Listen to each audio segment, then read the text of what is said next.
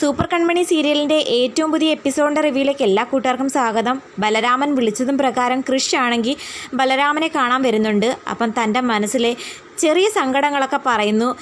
എന്നാൽ ശരിക്കും തൻ്റെ വളർത്തച്ഛനും വളർത്തമ്മയും തന്നെ കൊല്ലാൻ ശ്രമിക്കുന്നു എന്നുള്ള കാര്യമൊക്കെ മറച്ചു വെച്ചുകൊണ്ടാണ് കൃഷിനോട് സംസാരിക്കുന്നത്. താൻ ഇവിടുന്ന് പോകുവാണെന്നും ഇനി ഈ നാട്ടിൽ നിന്ന് കഴിഞ്ഞാൽ നിങ്ങളെയും ഭാഗ്യശ്രീയും അത് ഒരുപോലെ ബാധിക്കും, അതുകൊണ്ട് ഞാൻ ഇവിടുന്ന് പോകുന്നത് തന്നെയാണ് നല്ലത്, ജീവിതം മടുത്തു തുടങ്ങി എന്നൊക്കെ പറയുമ്പോൾ കൃഷി ആണെങ്കിൽ വല്ലാതെ സങ്കടപ്പെടുന്നുണ്ട്. എന്നിട്ട് ബലരാമനെ മോട്ടിവേറ്റ് ചെയ്യുകയും ചെയ്യുന്നു. ചേട്ടൻ എന്താ പറയുന്നത്, ചേട്ടന് സങ്കടമാണെങ്കിൽ ഞങ്ങൾക്ക് പിന്നെ സന്തോഷമാണെന്നാണോ കരുതുന്നത്? ഇപ്പം തന്നെ ചേട്ടൻ വീട്ടിലേക്ക് വന്നേ പറ്റൂ, ഞാൻ ആത്മഹത്യ ചെയ്യാനൊന്നും പോവുമല്ലടാ, ഞാനൊരു കാര്യം പറഞ്ഞു എന്നേ ഉള്ളൂ. നിനക്ക് ഈ ഏട്ടനോട് അത്രയും സ്നേഹമാണോ? ഞാൻ ഒരുപാട് തെറ്റുകുറ്റങ്ങൾ ചെയ്തിട്ടുള്ളവനാ. അങ്ങനെ വെച്ച് നോക്കുവാണെങ്കിൽ എൻ്റെ പഴയ കാര്യങ്ങളൊക്കെ ചേട്ടനും അറിയില്ലേ, ഞാനും അത്ര പെർഫെക്റ്റ് ഒന്നും ആയിരുന്നില്ല. ആ സാഹചര്യങ്ങൾ കൊണ്ട് ചേട്ടൻ അങ്ങനെയൊക്കെ ചെയ്തു എന്നേ ഞാനും ഇപ്പം കരുതുന്നുള്ളൂ. എന്നെക്കുറിച്ച് അച്ഛനും അമ്മയും പറയാറുണ്ടോ? അവർക്ക് എന്നെ പറ്റിയുള്ള മതിപ്പ് എന്താ എന്ന് ബലരാമൻ ചോദിക്കുമ്പം കൃഷി പറയുന്നു, എന്നെയും കൃപമോളെയും പറ്റി എന്താണ് ആവലാതി, അതുപോലെ തന്നെയാണ് ചേട്ടൻ്റെ കാര്യത്തിലും. അവർക്ക് രണ്ടാൾക്കും ചേട്ടനെ ഒരുപാട് ഇഷ്ടമാണ്, ഞങ്ങൾക്കും അതുപോലെ. ചേട്ടനില്ലാതെ ഞങ്ങളുടെ ജീവിതം പൂർണ്ണമാകില്ല എന്നൊക്കെ കൃഷി പറയുന്നത് കേട്ടിട്ട് ശരിക്കും പറഞ്ഞാൽ ബലരാമന് ഒരുപാട് സന്തോഷമാകുന്നു. ഭാഗ്യശ്രീ മാത്രമേ തന്നെ ആത്മാർത്ഥമായിട്ട് സ്നേഹിച്ചിട്ടുള്ളൂ. ആത്മാർത്ഥ സ്നേഹം ബലരാമന് സന്തോഷമുള്ളൊരു കാര്യം തന്നെയാണ്. ആത്മാർത്ഥ സ്നേഹത്തിന് വേണ്ടിയിട്ട് എന്തും ത്യജിക്കാനും തയ്യാറായ ഒരു മനുഷ്യൻ തന്നെയാണ്. പക്ഷേ തൻ്റെ വളർത്തച്ഛനും വളർത്തമ്മയും ശരിക്കുള്ള അച്ഛനും അമ്മയാണെന്ന് കരുതി അവർക്ക് വേണ്ടി എന്തും ചെയ്യാൻ തയ്യാറായിരുന്നു ബലരാമൻ. സത്യങ്ങളൊക്കെ അറിഞ്ഞപ്പോഴാണ് എല്ലാം വിട്ടുമാറിയത്. എന്തായാലും ചേട്ടൻ നാളത്തെ പാർട്ടിക്ക് വരണമെന്നും കൃഷി പറയുന്ന സമയത്ത് ബലരാമൻ ചോദിക്കുന്നു, പാർട്ടിയുടെ കാര്യങ്ങൾ ഏതുവരെയായി? കൃപമോളും ചേട്ടനും കൂടിയാ എല്ലാ പ്രോഗ്രാമും അറേഞ്ച് ചെയ്യുന്നതെന്നാണ് കൃപമോൾ പറയുന്നത്. ബാക്കി കാര്യങ്ങളെല്ലാം അവളാണ് അറേഞ്ച് ചെയ്യുന്നത്.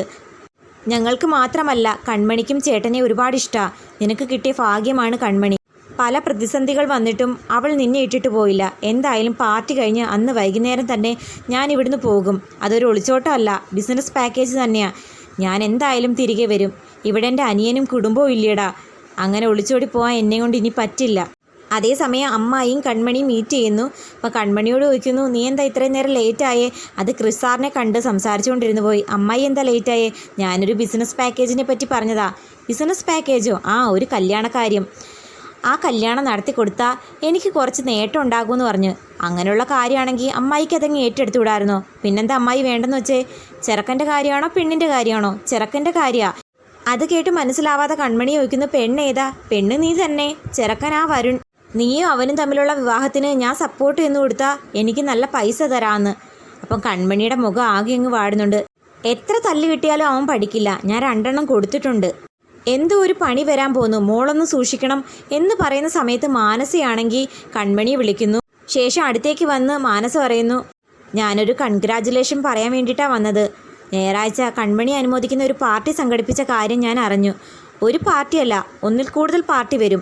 കേട്ടല്ലോ, 1/2 മണിക്കൂർ കൊണ്ടാണ് കൺമണി മോള് പടം വരച്ച് റെക്കോർഡ് നേടിയത്. ഇനിയും ഒരുപാട് അനുമോദനങ്ങളും കീർത്തിയും കൺമണി മോള് നേടുമെന്ന് അമ്മായി പറയുന്നു. മാത്രമല്ല, അമ്മായിയുടെ നാക്കല്ലേ ഇവളെ ദ്രോഹിക്കാൻ നടക്കുന്ന ഓരോ ദുഷ്ടക്കൂട്ടങ്ങളും ഗതിയില്ലാതെ തെക്ക് വടക്ക് നടക്കുമെന്നും പറയുന്നു. എന്നെ ഉദ്ദേശിച്ച അമ്മായി പറയുന്നെങ്കിൽ ഈ കാര്യങ്ങളൊന്നും ഞാൻ അറിഞ്ഞില്ല. എൻ്റെ ഏറ്റവും അടുത്ത കൂട്ടുകാരിയായിരുന്നു കൺമണി. പലപ്പോഴും എന്നെ സഹായിക്കുകയും ചെയ്തിട്ടുണ്ട്. അതെ, പാല് തന്ന കൈ തന്നെ കൊത്തിയില്ലേ? കൊത്തിയ പാമ്പിനെ കൊണ്ട് വിഷം ഇറക്കിക്കാൻ ഞങ്ങൾക്ക് അറിയാമെന്നിപ്പം മനസ്സിലായില്ലേ എന്ന് അമ്മായിയും ചോദിക്കുന്നു. സത്യമായിട്ടും അമ്മായി എനിക്കൊന്നും അറിയില്ലെന്ന് പറയുമ്പോൾ, അയ്യോ പാവം, പച്ചവെള്ളം ചവച്ചേ കുടിക്കുമെന്ന് അമ്മായി കളിയാക്കി പറയുന്നു. അന്നേരം കൺമണി പറയുന്നു, മാനസ, ഞാൻ തുറന്നു പറയാം, പലപ്പോഴും ഞാൻ നിന്നെ സഹായിച്ചിട്ടുണ്ട്. അപ്പോഴെല്ലാം നീ എന്നോട് പെരുമാറിയ ഓരോ പെരുമാറ്റം എനിക്ക് സഹിക്കാനായിട്ടില്ല. അതുകൊണ്ട് എനിക്ക് നിന്നോട് സംസാരിക്കാൻ താല്പര്യമില്ലെന്ന് പറയുമ്പോൾ മാനസ പറയുന്നു, എനിക്ക് നിന്നോട് യാതൊരു ശത്രുതയില്ല. എനിക്ക് അർഹതപ്പെട്ടത് നീ സ്വന്തമാക്കാൻ പോകുന്നു എന്നറിഞ്ഞിട്ടും നിനക്ക് അർഹതപ്പെട്ട എന്താ കൺമണി മോള് സ്വന്തമാക്കുന്നത്? കൃഷ് സാറിനെ ഉദ്ദേശിച്ച് അങ്ങനെ പറയുന്നെങ്കിൽ സാറ് നീ കൊടുത്ത ഔദാര്യമൊന്നുമല്ല, ദൈവം കൊടുത്ത സമ്മാനം. അതിൽ അവകാശം പറഞ്ഞ് നീ വരണ്ട, മര്യാദയ്ക്ക് വീട്ടിൽ പോകാൻ നോക്കുമെന്ന് പറയുമ്പോൾ മാനസ പറയുന്നു, കൺമണി ഒരിക്കൽ കൂടി പറയുന്നു, എല്ലാ അനുമോദനങ്ങളും.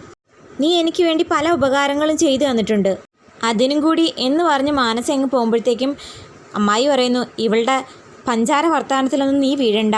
എന്തോ ഒരു കെണി മനസ്സിലൊളിപ്പിച്ച ഇങ്ങനെയൊക്കെ വരുന്നത്. എന്തായാലും വർത്താനം കേട്ടിട്ട് നാളത്തെ പാർട്ടിക്ക് വരുമെന്ന് തോന്നുന്നില്ലെന്ന് കൺമണിയും പറയുന്നു. അതാ എനിക്കും തോന്നുന്നേ. പക്ഷേ എന്തോ ഒരു ഗൂഢാലോചന നടക്കുന്നുണ്ട്. ബാക്കി കാര്യങ്ങളൊക്കെ നമുക്ക് രാത്രി പ്ലാൻ ചെയ്യാമെന്ന് കൺമണി പറയുന്നു. അതേസമയം കൃഷ് കൂട്ടുകാരൻ്റെ അടുത്ത് വരുന്നുണ്ട്. നാളത്തെ പാർട്ടി എല്ലാം സെറ്റല്ലേ? അപ്പോൾ എല്ലാ പ്രോഗ്രാമും അറേഞ്ച് ചെയ്തിട്ടുണ്ട്. കുറേ കാര്യങ്ങൾ ചെയ്തിരിക്കുന്നത് കൃപമോള. അതുകൊണ്ട് എനിക്ക് വ്യക്തമായിട്ടൊന്നും അറിയത്തില്ല. എന്തായാലും നിനക്കിട്ടുള്ള പണിയുണ്ട്. പാട്ടാണോ ഡാൻസ് ആണോ എന്ന് കവർ പൊട്ടിക്കുമ്പോഴേ അറിയാൻ പറ്റൂ എന്ന് പറയുമ്പോൾ എന്നെ എങ്ങനെയെങ്കിലും ഒഴിവാക്കി തരാൻ കൃഷി പറയുന്നു. അത് കൃപമോൾക്കേ അറിയാൻ പറ്റുള്ളൂ. കൃപമോളൂടെ പറ. ആ സമയത്ത് മാനസ വന്ന് വിളിക്കുന്നു. ആ വന്നല്ലോ കഥാനായിക എന്ന് കൂട്ടുകാരൻ പറയുമ്പോൾ ഒട്ടും ഇഷ്ടമല്ലാത്ത രൂപത്തിൽ കൃഷി നിൽക്കുന്നുണ്ട്. കൃഷി എന്ന് വിളിക്കുമ്പോൾ എന്താ മാനസ, എനിക്കൊരല്പം സംസാരിക്കാനുണ്ട്, തിരക്കിലാണോ? ഭയങ്കര തിരക്കിലാണെന്ന് കൂട്ടുകാരൻ കളിയാക്കി പറയുന്നു. ഒരു 2 മിനിറ്റ് സംസാരിച്ചാൽ മതി. 2 മിനിറ്റ് എന്ന് പറയുമ്പോൾ 120 സെക്കൻഡ് അല്ലേ? അത് ഭയങ്കര കൂടുതലാണെന്ന് കൃഷി കളിയാക്കി പറയുന്നു. അത് ശരിയാണെന്ന് കൂട്ടുകാരനും. എന്നാൽ ഒരു 10 സെക്കൻഡ് മാക്സിമം. മാനസ, സത്യം പറയാൻ എനിക്ക് നിന്നോട് സംസാരിക്കാൻ താല്പര്യമില്ല. നേരത്തെ കൺമണി എന്തോ സംസാരിച്ചു വന്ന കൂട്ടത്തിൽ നിൻ്റെ പേര് പറഞ്ഞു. അപ്പോഴും ഞാൻ ഡെസ്പായി. നിൻ്റെ സംസാരം കേട്ട് എനിക്ക് നെഗറ്റീവ് അടിക്കാൻ വയ്യ. അത് നമ്മുടെ കൺമണി അമ്മായിയോടെയും പറഞ്ഞു. മാനസയെക്കുറിച്ചുള്ള കാര്യങ്ങൾ ക്രിസാറിൻ്റെ കൂടെ പറയാൻ എന്ന് വിചാരിച്ച് പേര് കേട്ടതും സാറിന് ദേഷ്യം വന്നു. അതുകൊണ്ടൊന്നും പറയാൻ പറ്റിയില്ല. അപ്പം അമ്മായിയും പറഞ്ഞു സാറിൻ്റെ കൂടെ ഒന്നും പറയണ്ട, നമുക്ക് തന്നെ കാര്യങ്ങൾ നോക്കാമെന്ന്. അന്നേരം മാനസ പറയുന്നു, ഏത് കാര്യവും ഇങ്ങനെ ഓപ്പണായിട്ട് പറയുന്നത് കൊണ്ടാണ് കൃഷ്ണനോട് എനിക്കൊരു ബഹുമാനം തോന്നുന്നത്. അത് കേട്ടതും രണ്ടാളും കൂടി കളിയാക്കി ചിരിക്കുന്നു. നിങ്ങളെന്നെ പരിഹസിക്കുകയാണെന്ന് എനിക്ക് നന്നായിട്ട് അറിയാമെന്ന് മാനസയും. നിങ്ങൾ പരിഹസിച്ചാലും എനിക്ക് വേദനയില്ല, കാരണം കുറേ ഞാൻ കൃഷ്ണനെ വേദനിപ്പിച്ചിട്ടുണ്ട്. അതുകൊണ്ട് എനിക്ക് മുഖത്ത് നോക്കാൻ പോലും അർഹതയില്ലെന്ന് എനിക്കറിയാം. അത് കേട്ടതും രണ്ടാളും കളിയാക്കി ഓരോന്നും പറയുന്നു. മതി നിർത്ത്, എന്തായാലും മുഖത്ത് നോക്കാൻ അർഹതയില്ല, ബാക്കി പറ എന്ന് കൃഷി പറയുമ്പം മാനസ പറയുന്നു, ഞാൻ ഒരുപാട് കൃഷിനെ മോഹിച്ചിരുന്നു. അത് സ്വന്തമാക്കാൻ വേണ്ടിയിട്ടാണ് ഓരോന്നും ചെയ്തു കൂട്ടിയത്. എന്തായാലും എനിക്ക് കൃഷി സ്വന്തമാകില്ലെന്നറിയാം. അതുകൊണ്ട് കൺമണിയായിട്ടുള്ള വിവാഹത്തിന് എല്ലാ അനുമോദനവും അറിയിക്കാൻ വേണ്ടിയിട്ട് വന്നതാ. കൺമണി നല്ലൊരു കുട്ടിയാ. അപ്പം മഹി പറയുന്നു, എന്തായാലും മാനസയുടെ അത്രയും വരത്തില്ല, എന്നെ കളിയാക്കരുത് മഹി പ്ലീസ്. കൃഷിയും കൺമണിയും സന്തോഷമായി ജീവിക്ക്. ഞാൻ ചെയ്ത തെറ്റിനെല്ലാം മാപ്പ്. അപ്പം കൃഷി എന്തെങ്കിലും മറുപടി പറയുമ്പോൾ കൃഷി പറയുന്നു, ഇതുപോലെ കുറേ അടവ് ഞാൻ കണ്ടതാ. മാപ്പ് പറയുമ്പോൾ ഞാൻ വിചാരിക്കും നിൻ്റെ മനസ്സ് മാറി, നീ നല്ലവളായെന്ന്. തൊട്ട് പിന്നാലെ പണി വരുമ്പോഴാണ് എനിക്ക് മനസ്സിലാകുന്നത് അതൊരു കെണിയായിരുന്നെന്ന്. അതുകൊണ്ട് ഈ നാടകമൊക്കെ ഞാൻ ഇനി സ്വീകരിക്കില്ല. കൺമണി നല്ല കുട്ടിയാണെന്ന് നീ പറയുന്നത് എന്നെ സംബന്ധിച്ച് ഒരു കുറവാണ്. അവളുടെ ദാനത്തിലാണ് നീ ഇപ്പോഴും ജീവിക്കുന്നത്. അതുകൊണ്ട് കൂടുതലൊന്നും പറയണ്ട, എൻ്റെ കൺമുന്നിൽ നിന്ന് പോകാൻ പറഞ്ഞ് കൃഷി ദേഷ്യപ്പെടുന്നു. മാനസ പോകുമ്പം അളിയ നീ പൊളിച്ചടാ, നീ ഇങ്ങ് വന്നേന്ന് പറഞ്ഞ് കൂട്ടുകാരെ വിളിച്ചുകൊണ്ട് പോകുമ്പം മാനസ മനസ്സ് വിചാരിക്കുന്നു, നാളത്തെ ദിവസം നീ നിന്ന് കത്തും. ബലരാമൻ വളർത്തച്ഛനെ മാത്രം കാണാൻ വിളിച്ചു വരുത്തുന്നു. എന്താ നീ എന്നെ കാണണമെന്ന് പറഞ്ഞേ? അച്ഛനോട് മാത്രം ചില കാര്യങ്ങൾ പറയാനാ. വിഷയം അമ്മയെക്കുറിച്ച് പറയാനാ. അമ്മയെക്കുറിച്ച് പറയാനാണെങ്കിൽ നീ സുമിത്രയെ വിളിക്കണമെന്ന് ബാലുവും പറയുന്നു. അച്ഛൻ്റെ ബുദ്ധിപരമായ മറുപടി കൊള്ളാം. അമ്മയുടെ കാര്യത്തിൽ ഞാൻ ഇടപെടില്ലെന്ന് പറയുമ്പോൾ പിന്നെ എനിക്കൊന്നും പറയാൻ പറ്റില്ലല്ലോ. എന്തായാലും നിൻ്റെ ബുദ്ധിയുടെ അത്രത്തോളം വരത്തില്ല എൻ്റെ ബുദ്ധി. എന്തായാലും കാര്യം പറ. അമ്മയോട് എന്നെ വെറുതെ വിടാൻ പറയണം. അമ്മയുടെ ഗുണത്തിനോ ദോഷത്തിനോ ഞാൻ വരുന്നില്ല. എന്നെ എൻ്റെ വീട്ടുകാരെയും വെറുതെ വിടാൻ അച്ഛൻ പറയണം. അത് നിനക്ക് തന്നെ അങ്ങ് പറഞ്ഞാൽ പോരെയെന്ന് ബാലു ചോദിക്കുമ്പം അമ്മയോട് മാത്രമല്ല അച്ഛനോടും കൂടിയുള്ള അപേക്ഷയായത്. ഇത്രയൊക്കെ ആയില്ലേ, ഇനിയെങ്കിലും എല്ലാം അവസാനിപ്പിച്ചൂടെ എന്ന് ചോദിക്കുമ്പം നിനക്ക് എന്ന് മുതലാ ഇങ്ങനെ നേർക്ക് നേർ നിന്ന് സംസാരിക്കാൻ ധൈര്യം കിട്ടിയെന്ന് ബാലു കടുപ്പിച്ച് ചോദിക്കുന്നു. എപ്പോഴാണെന്നോ ക്ഷമിച്ച് ക്ഷമയുടെ നെല്ലിപ്പലക കണ്ടപ്പോൾ. ചോര കണ്ട അറപ്പ് വരുന്ന ഒരാളല്ല ബലരാമൻ. എൻ്റെ സ്വഭാവം നിങ്ങൾക്കറിയാലോ. എന്നെയും എൻ്റെ കുടുംബത്തെ ദ്രോഹിക്കാൻ വന്നു കഴിഞ്ഞാൽ ഇതുപോലെ നേർക്ക് നേർ നിന്ന് സംസാരിക്കില്ല, രണ്ടിനെയും തീർക്കും. എന്നോടുള്ള ദേഷ്യം ഭാഗ്യശ്രീയോട് തീർക്കാൻ വന്നു കഴിഞ്ഞാലും അത് തന്നെ കാര്യമെന്ന് പറഞ്ഞ് ബലരാമൻ അങ്ങ് പോകുമ്പോൾ ബാലു ചില കാര്യങ്ങൾ ഉറപ്പിക്കുന്നു.